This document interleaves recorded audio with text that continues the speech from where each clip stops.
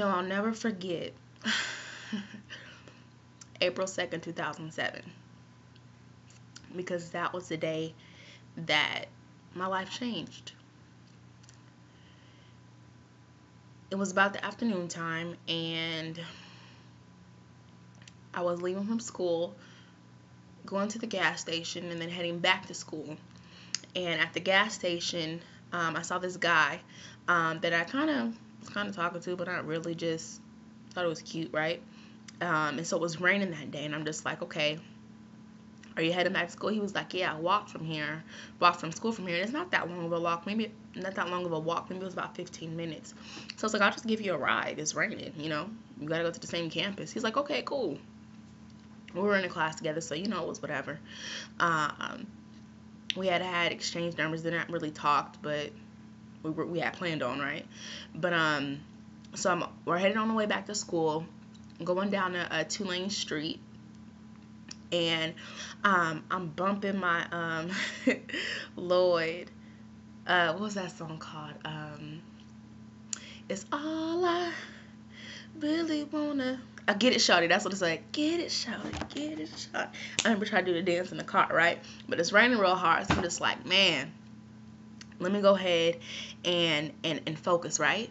So I'm driving slow. The speed limit's like 35 miles per hour. I'm doing like 20 because it's raining so hard. It's raining so hard. So I can barely see.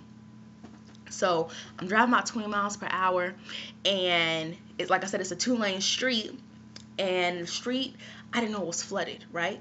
It was flooded, so I end up hydroplaning, going to the right of the curve, bouncing off the curve into oncoming traffic, and had a head-on collision with a tow truck. My car went underneath the tow truck. Not completely under, but enough under where the windshield and everything, was pretty much under the car, whatever, right? So, once that happens, somehow, some way, I'm alert, I'm awoke the whole time. And, excuse me, y'all, I got a cough drop. My throat's feeling a little scratchy. So, at this time, I'm thinking, oh my gosh. Like, I remember everything happening. I remember going under and thinking, oh my gosh, I remember when the wheel turned and I had no control. Me hydroplaning and thinking, oh my God, I'm finna get in a car accident, right? And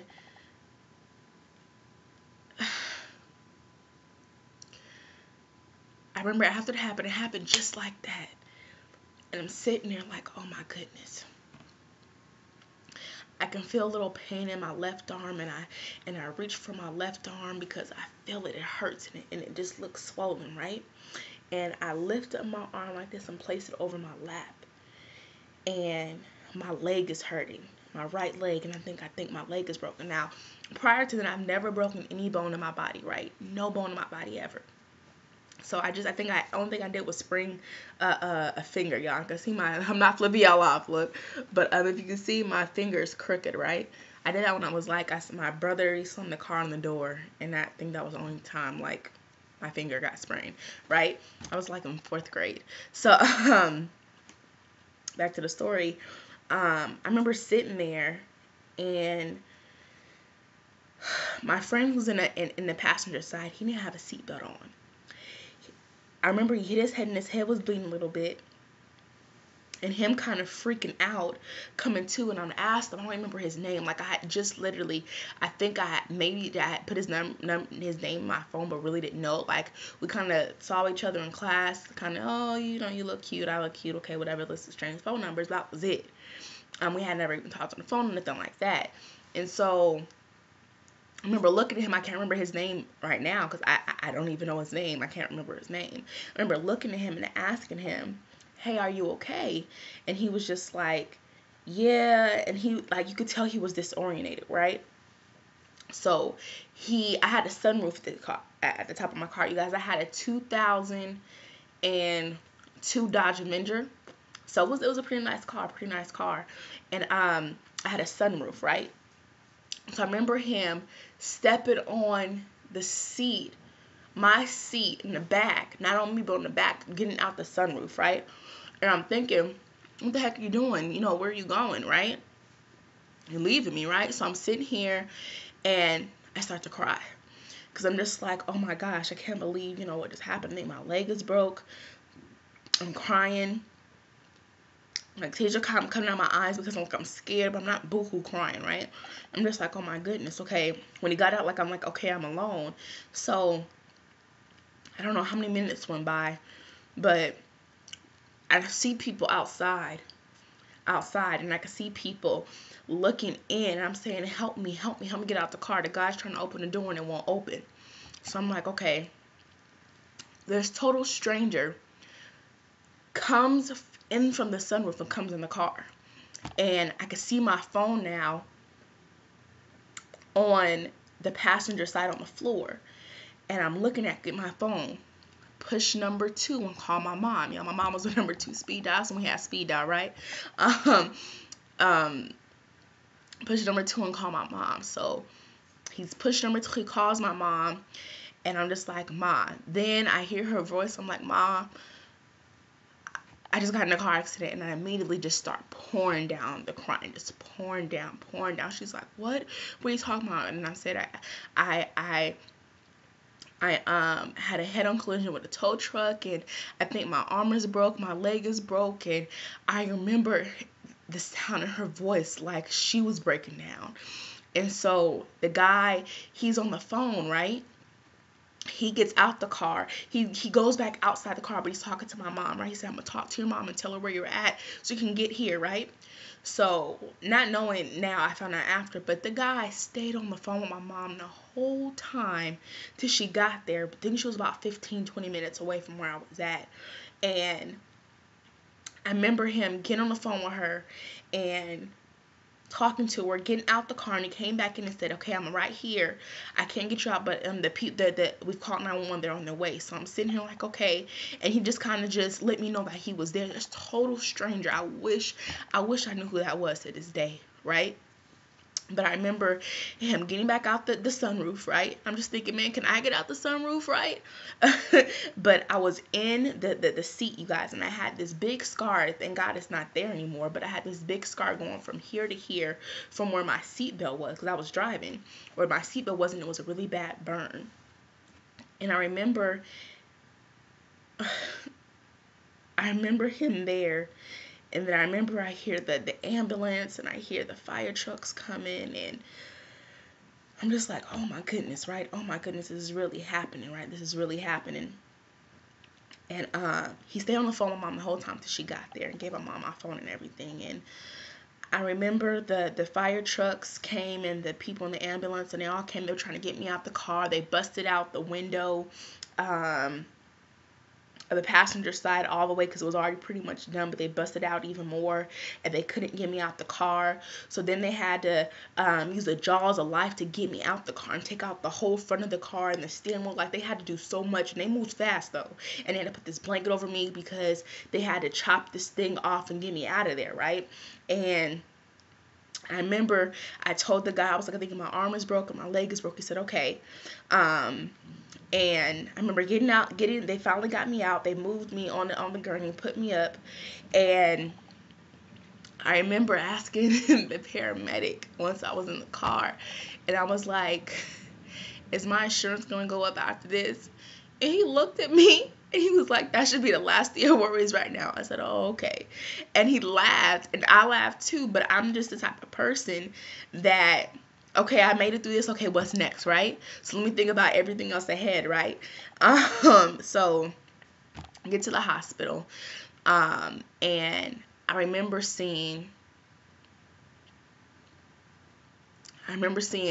this guy I went to school with, right? Because I was in college at the time, who I went to school with, and who was in my anatomy classes. I was going for nursing back then, and I remember seeing him and looking at him like he knows, like, you know how you're in class with somebody, you guys go through a couple classes because you're in the same major, and you maybe say hi, you maybe had to be in a group setting with them, but, you know, it was just like, you know, oh, I know, when I see you, I know who you are, and I know where I know you from. And he looks at me, And I look at him, and it was just like a relief for me, like somebody I see in this hospital, right? I feel like I'm gonna get taken care of, because I knew he knew his stuff too. He was in anatomy class, he was a surgical tech. So I'm just like, I know, right? I know. So he looks at me, and he had that look like, I got you, right? I got you. And I looked at him, and I'm like, hey, he was like, hey, like, we're gonna take care. And he said, we're gonna take care of you. I said, thank you. And it was just kind of that feeling like I knew he had me, and he let me know that he got me, right? So we're in there. They come to find out I got this big gash on my left leg, and it's busted open to the white meat, right? So they got me with meds and everything, going through all these different scans. They had to sew that up. So in result, I end up having my arm was broken, my left arm being broke. I have 2 plates, one right here, 6 screws on this side, and then a plate right here and 6 screws on that side.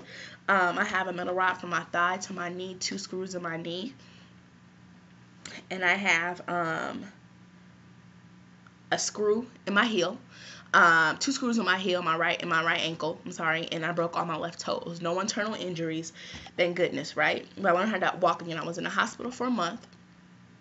And rehab, physical therapy took about a couple months. I did aqua therapy, physical therapy, different things like that. I do occupational therapy because my arm was broke, my leg was broken, my left toes were fractured. My left toes were broken, and my ankle was fractured. Right. Had surgery in 2008 in January because I got another car accident. And had surgery in 2012 on that same ankle, and they fused my heel and ankle bone together. But let's talk about after I got in the accident, right? I'm in the hospital for the month, and I remember having this sense of, I was going to school for nursing, and I was like, man, I don't know if I do nursing no more. Like, they have to go through so much, and they don't get paid enough. Like, imagine, now this is for the ladies, excuse me being graphic, but it being that time of the month, and you can't take care of yourself. You got to have somebody else do it for you when your whole life you've been able to do that, right? You go into the bathroom, you have a catheter in you, and you haven't gone number 2 in a month almost, right? And so I just felt hopeless, you guys. I felt hopeless. I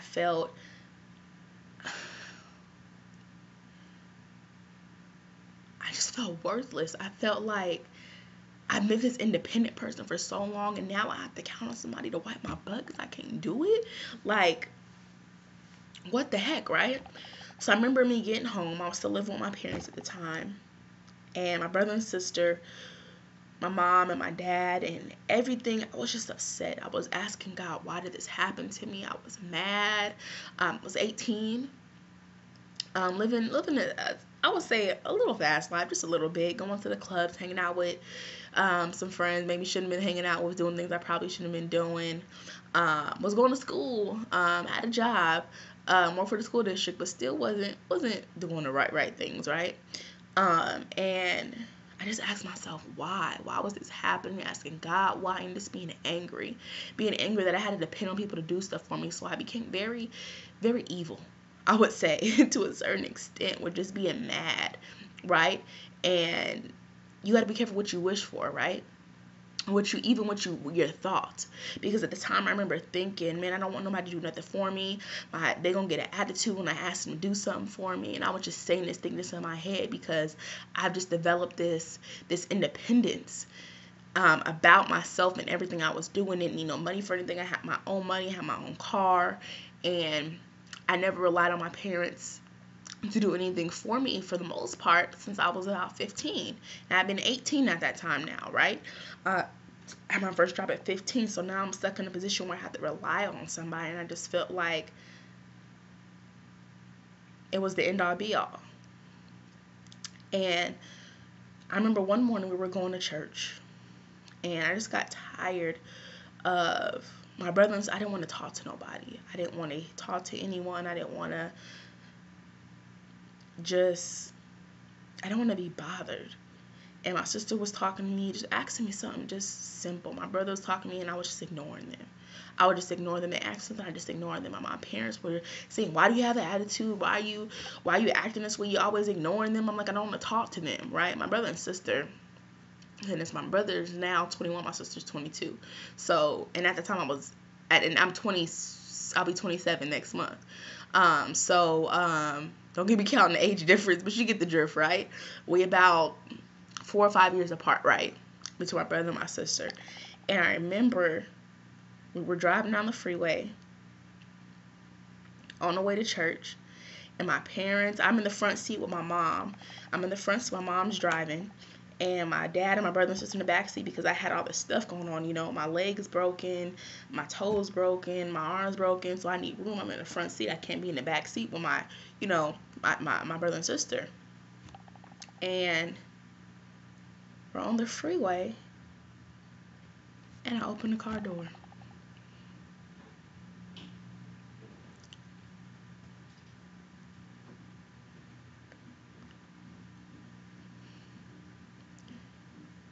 Open the car door and wanted to end my life right there and then. And I remember closing it because I still had my seatbelt on. I forgot to take my seatbelt off. And my mom swerved. She closed the door. She immediately got off the exit. It was the next exit for church. My brother and sister in the back seat crying. My mom was crying. My dad gets out the car and just comes to the front. My mom pulls over the gas station and just shakes me. And he hit me. He hit me what are you doing? What are you doing? My mom's crying. My brothers and sisters are crying.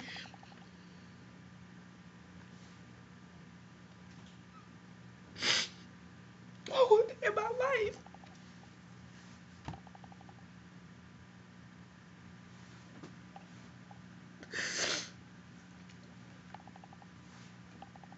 Because I was so... I had been home about a month and...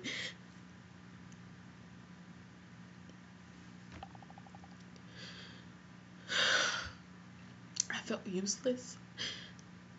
I couldn't do nothing for myself. I had to call my brother and sister to empty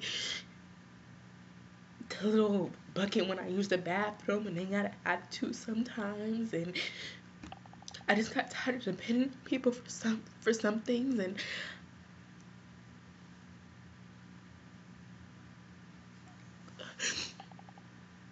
I was tired. I was just tired of living, and I didn't want to live anymore. We missed church that day. We ended up going to church, to the gas station, still going to church. And my parents said they can't believe what just happened. My parents had to get gas, so we went to this gas station next door to the church, and I had my hydrocodone pills, right?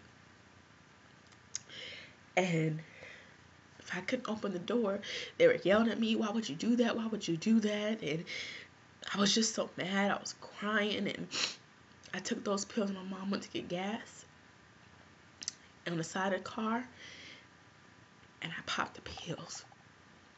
I popped 2 of them. And I was getting ready to pop a 3rd one, but I stopped. My mom looked at me. She got back in the car. Did you just take these? And I said, yes. She said, are you really just trying to kill yourself? Why would you do that? Do I need to take you to emergency right now? I said, no, I only took 2. Are you sure you only took 2? I said, yeah, I only took 2. Are you lying to me? No, I'm not lying to you.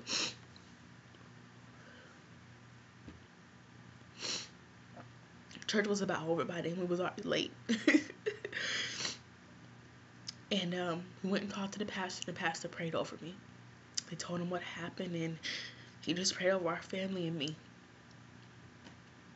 And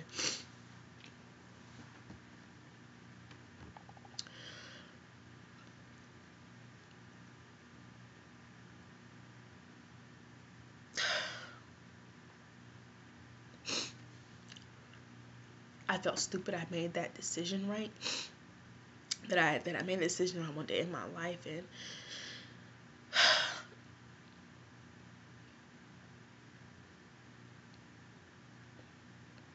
I knew then that something had to give, right? I didn't die, and they kept telling me you're here for a reason. I just didn't understand it, right? So it was in 2007, you guys. So I was told about 5 years from that date that I was going to have to fused my ankle and heel bone together because it would wear and tear. It would just basically give out. So 2012 came around. 2011 came around. And I found out I had to have surgery again on my ankle. One, I was really overweight. I had gained about 80 pounds since the accident because I just couldn't do the things I used to do, being active as I was. And I'm fast forwarding that time because I fell into depression at that time because I was in a relationship that wasn't working the way I wanted it to work, and work was okay, but not really feeling it. And I just was like, why? Then my ankle. And I'm just like, God, why? Why again, right? Why? I thought I was done with this. This is 5 years after the accident, right? And I found myself wanting to kill myself again. This time I was driving and nobody was in the car. And I was thinking to myself, why don't I just go wrap myself around some pole, right?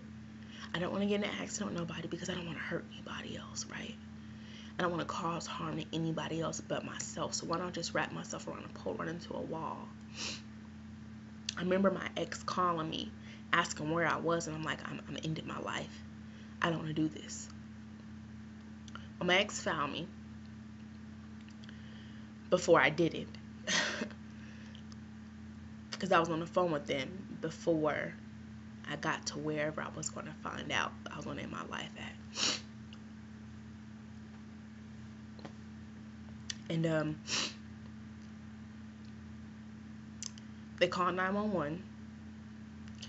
The ambulance came. And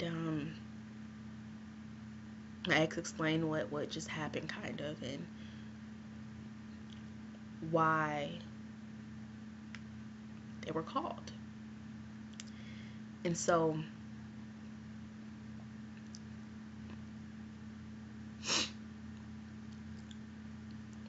I went to the hospital. They put me in this room. They did all these evaluations, and then they said, "Are you okay to go home?" And went through the whole thing, right? And so then I found out I had to go see a psychiatrist, right? A close friend of mine passed away, and I know one of my friends was going to therapy, so I asked one of my friends, let me get that, their information. I want to, I'm going to see a therapist, right? So I've actually went to see a counselor and just started talking out my problems, right? Start talking out the things that was going on, and all the way until before I had my surgery, up until me having my surgery. Because the surgery I had, the second time in 2012, I was wheelchair bound for 7 months. I had to learn how to walk again, so I was on crutches for about 9 months. So this time around, it was a lot longer and harder. And I'm asking myself again, why? Why is this happening? But the difference is, this time, I'm speaking to someone about it, right? I'm speaking to someone. And in the midst of that, I got introduced to an opportunity that changed my life, that expanded my way of thinking. It shifted my mindset, right?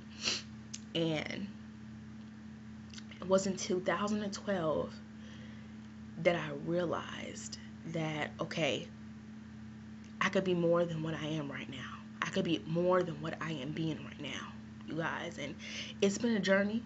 It hasn't been easy. I've had my ups and downs, but I can say to this day, since 2012, I've never wanted to go out and really just commit suicide again, right? And it took me till 2013, just a couple years ago, to realize. Now, mine just happened back in 2007 when this initially happened, but all these series of events had been leading up, right?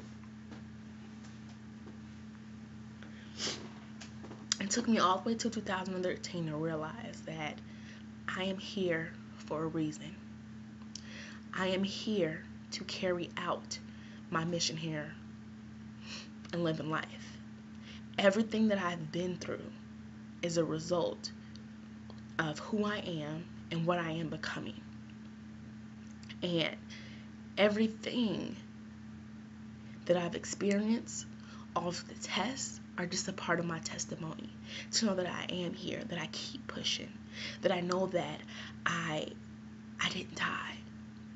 Everybody else, that from the accident scene and everything, and you look at my car, if you see me on social media, you've known and seen the pictures. I shouldn't be alive. I shouldn't have made it out. But I did. I did because I have a voice. I have a story to tell. I'm so much more than just that girl who had a car accident. I'm so much more than that big girl, right? I'm so much more than just it pays to know Jalisa. Why does it pay to know me, right? I'm so much more. And it took me a while to realize, hey, you went through these things so you can pull out and help somebody else. My deep down desire, my deepest desire is to help those in need. And I found out through all my trials and tribulations I've been through, I'm able to do that. So I just want to share a small part of my story and my journey to victory.